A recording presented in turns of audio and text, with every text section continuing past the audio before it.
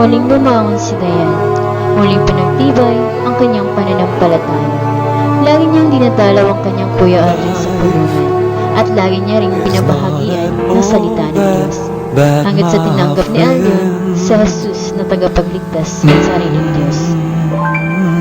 If you believe in yourself, if you believe there's someone who walks through life with you, you'll never be alone.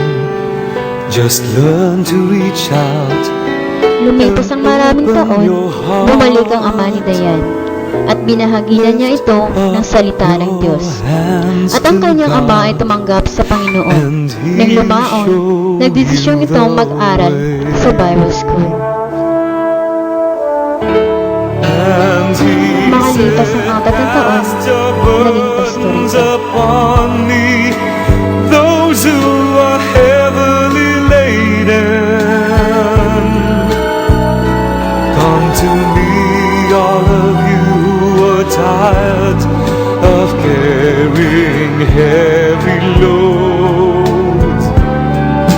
For the yoke I will give you is Si Grising naman ay naging tagapagpaawit sa kanilang simbahan. Masayang nagpupuri at naglilingkod ang kanilang pamilya.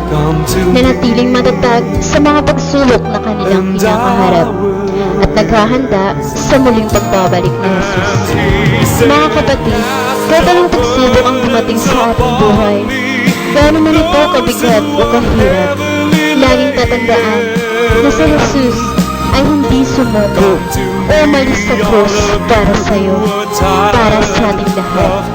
Pagtibayin, patatagin ang pundasyon ng ating pananampalataya at pagtitiwala sa Kanya.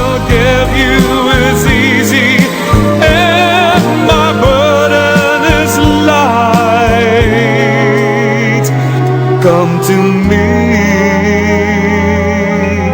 and I